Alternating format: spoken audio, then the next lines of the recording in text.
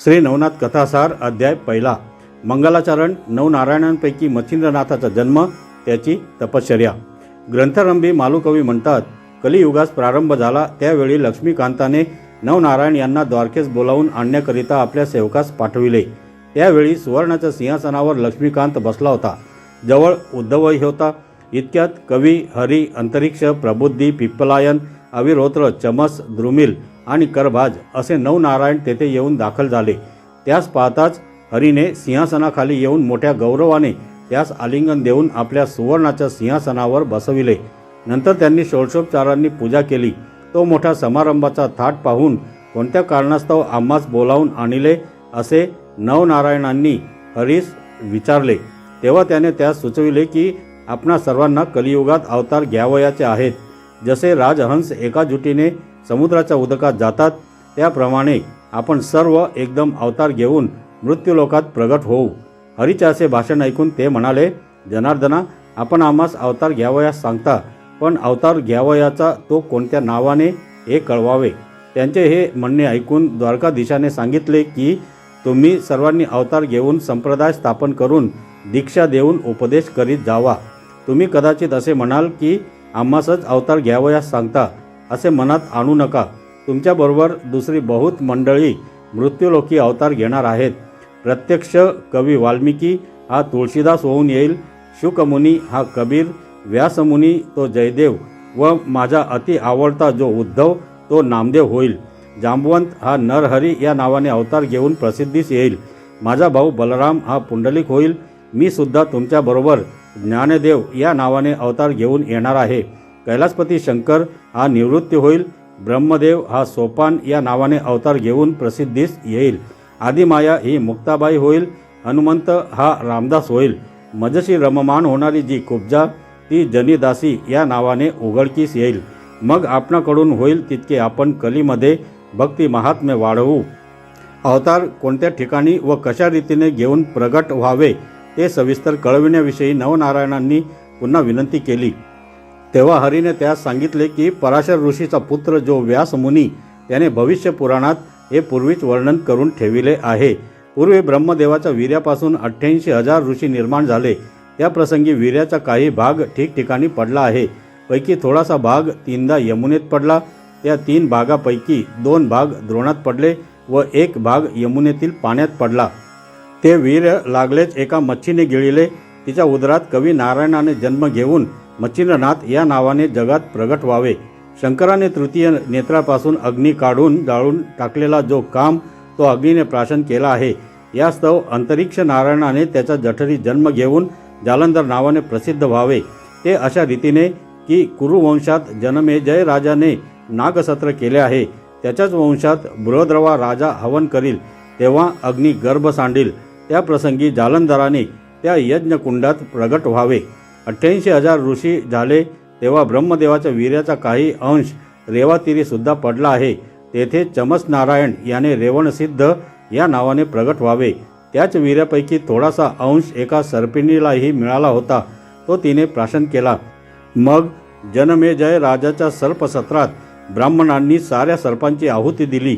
त्या समयी हिच्या उदरात ब्रह्मबीज आहे असे जाणल्यावरून त्या सर्पिणीला आस्तिक ऋषीने वडाच्या झाडाखाली लपवून ठेविले।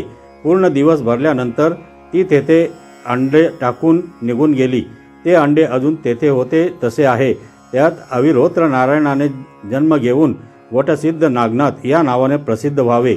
मच्छिंद्रनाथ याने सूर्यरेत प्राप्तिस्तव मंत्र म्हणून दिलेले भस्म उकिरड्यावर पडेल। त्यात सूर्य आपले वीर्य सांडील, ते उकिरडामय असेल। त्यात हरिनारायण याने गोरक्ष या नावाने प्रगट व्हावे। दक्षाच्या नगरात त्याची कन्या पार्वती हिला लग्न समारंभ समयी पाहून ब्रह्मदेवाची वीर्य गळाले। त्या समयी त्यास परम लज्जा उत्पन्न झाली। मग ते वीर्य रगडून चौफेर केले। त्यावेळी ते एके बाजूस 60,000 ठिकाणी झाले। त्याचे 60,000 वालकिल्य ऋषी झाले। दुसऱ्या अंगाचे केराबरोबर भागीरथी नदीमध्ये पडले। ते कुश बेटात गेले। ते अद्यापि तेथे तसेच आहे। यास्तव पिप्पलायन नारायणाने तेथे प्रगट होऊन चरपटीनाथ नावाने प्रसिद्ध व्हावे। भर्तरी या नावाने भिक्षापात्र कैलिक ऋषीने अंगणात ठेविले होते। त्यात सूर्याचे वीर्य अकस्मात पडले। ते त्याने भर्तृहरी तसेच जपून ठेविले आहे. त्यात द्रोमीन नारायणाने संचार करून भर्तरी या नावाने अवतीर्ण व्हावे. हिमालयाच्या अरण्यात सरस्वतीच्या उद्देशाने ब्रह्मदेवाचे वीर गळाले. त्यातले थोडेसे जमिनीवर पडले. त्यावरून वाघ चालल्यामुळे त्याच्या पायात राहिले व थोडेसे हत्तीच्या कानात पडले. त्यात प्रबुद्धाने संचार करून कानिफा या नावाने प्रगट व्हावे. गोरक्षाने चिखलाचा पुतळा केला. त्यात करभंजनाने संचार करावा. अशा रीतीने कोणी कोठे व कसे जन्म घ्यावयाचे याची नवनारायणांना खुलासेवार समजूत करून दिली. मग ते आज्ञा घेऊन तेथून निघाले व मंदराचलावर गेले. तेथे शुक्राचार्याच्या समाधीजवळ समाधीस्थ होऊन राहिले. पुढे हे 9 व शुक्राचार्य असे 10 जण निघाले. एके दिवशी शिव पार्वती कैलास पर्वतावर असता तुम्ही जो मंत्र जपत असता त्याचा मला अनुग्रह द्यावा असे पार्वतीने शंकरास म्हटले. हे ऐकून तो तिला म्हणाला, मी तुला त्या मंत्राचा उपदेश करीन, पण यासाठी एकांत स्थान पाहिजे. तर चल आपण ते कोठे आहे त्याचा शोध करू. असे म्हणून ती उभयता एकांत स्थान पाहावयास निघाली. ती फिरत फिरत यमुनेवर आली. तेथे मनुष्याचा वास नव्हता. यामुळे ते स्थान त्यांनी पसंत केले व तेथे ती उभयता बसली. तेथे पार्वती सुंदर मंत्रोपदेश करू लागले.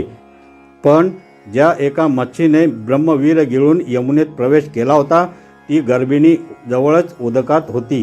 तिच्या उदरातील गर्भ तो मंत्र ऐकत होता. तेणे करून त्यास शुद्ध ज्ञान प्राप्त झाले व द्वैतभाव नाहीसा होऊन तो ब्रह्मरूप झाला. उपदेश संपल्यावर उपदेशाचे सार काय समजलीस म्हणून शंकराने पार्वतीस विचारले. इतक्यात मच्छिंद्रनाथ गर्भातून म्हणाला, सर्व ब्रह्मरूप आहे. हा ध्वनी ऐकून शंकराने तिकडे पाहिले. तेव्हा मच्छीच्या उदरी कवी नारायणाने संचार केल्याचे समजले. मग त्यास शंकराने सांगितले की तुला माझा उपदेश ऐकल्याने पुष्कळ लाभ झाला, परंतु हाच उपदेश मी तुला दत्तात्रेय करून करवीन. यास्तव तू पुढे बद्रिकाश्रमास ये, तेथे मी तुला दर्शन देईन. असे सांगून पार्वतीसह शंकर कैलासास गेले. मच्छिंद्रनाथ मच्छीच्या उदरामध्ये तोच मंत्र जपू लागला.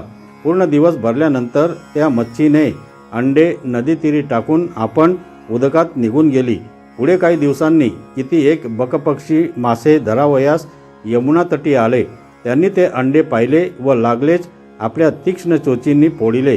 तेव्हा त्याची 2 शकले झाली व एका शकलात ते बालक पाहून व त्याचा कर्कश रडण्याचा शब्द ऐकून ते भिवून पळून गेले. पुढे तो शिंपला कामिक नावाच्या कोळ्याने पाहिला. त्यात सूर्यासारखा दैदिप्यमान बालक पाहून त्याचे अंतकरण कळवळले आणि कोणीतरी सावज या कोमल बालकास मारील असे त्यास वाटले. इतक्यात आकाशवाणी झाली की हा साक्षात कवी नारायणाचा अवतार आहे. या बालकास तू आपल्या घरी घेऊन जा. नीट संरक्षण कर व याचे नाव मच्छिंद्रनाथ असे ठेव. याच्याविषयी तू मनात किमपी संशय आणू नको.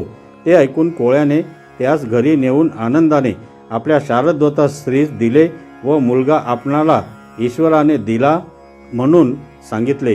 तिने त्यास घेऊन अति आनंदाने स्तनाशी लावले. तो पान्हा फुटला. मुलगाही दूध पिऊ लागला. मग मुलास नाहूमाखू घालून पाळण्यात निजविले. आधीच त्या उभयतांना मूल व्हावे म्हणून आशा सुटली होती. तशात अवचित पुत्ररत्न हाती आल्याने त्यास अनुपम आनंद झाला. मच्छिंद्रनाथाचे वय 5 वर्षाचे झाल्यावर एके दिवशी त्यास समागम घेऊन त्याचा बाप कामिक मासे मारण्यासाठी यमुनेवर गेला. तेथे त्याने मासे मारण्यासाठी जाळे पसरविले आणि पुष्कळ मासे त्यास आल्यावर ते बाहेर मच्छिंद्रनाथाजवळ आणून ठेवून पुन्हा जाळे घेऊन तो पाण्यात गेला. ते बापाचे कृत्य पाहून आपल्या मातृकुळाचा नाश करावयास हा उद्युक्त झाला आहे असे मच्छिंद्रनाथाच्या मनात आले. तसेच आपण असता बाप हे कर्म करीत आहे हे स्वस्थ बसून पाहणे चांगले नाही व आस्तिक ऋषीने सर्व प्रकारे उपकार करून जनमेजय राजाच्या सर्पसत्रात नागकुळाचे जसे रक्षण केले त्याचप्रमाणे आपण कसेही करून याचा हा उद्योग बंद केला पाहिजे असे मच्छिंद्रनाथाने मनात आणले. मग तो एक एक मासा उदकात टाकू लागला.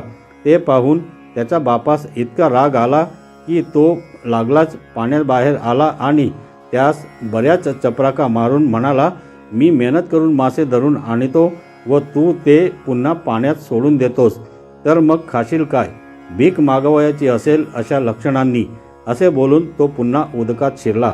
त्या माराच्या तिरीमिरी समसे मच्छिंद्रनाथास फार दुःख होऊन भिक्षेचे अन्न पवित्र असते व तेच आता आपण खावे असा विचार करून व बाप पाण्यात शिरलाचे पाहून त्याची दृष्टी चुकवून मच्छिंद्रनाथ तेथून निघाला व फिरत फिरत बद्रिकाश्रमास गेला.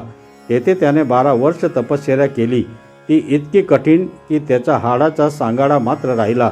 इकडे श्री दत्तात्रेयाची स्वारी शिवालयात गेली व शंकराची स्तुती करताच शंकराने प्रसन्न होऊन प्रत्यक्ष भेट देऊन आलिंगन दिले व जवळच बसविले. नंतर उभयतांनी एकमेकास नवल वर्तमान विचारले. तेव्हा बद्रिकाश्रमाचे अत्यंत रमणीय अरण्य पाहण्याची दत्तात्रेयाने आपली इच्छा असल्याचे शंकरास कळविले. मग त्यास बरोबर घेऊन शंकर अरण्यात गेला. त्याच समयी मच्छिंद्रनाथाचा उदयकाल होण्याचे दिवस आल्या कारणाने तो योगायोग घडून येण्यासाठीच दत्तास अरण्य पाहण्याची वासना होऊन त्यास शंकराचा रुकारही मिळाला. ते उभयता बद्रिकावनातील शोभा पाहून आनंद पावले. तर मंडळी, श्री नवनाथ कथासार अध्याय 1 येथे समाप्त झाला आणि श्री नवनाथ कथासार अध्याय 2 अवश्य ऐका. धन्यवाद.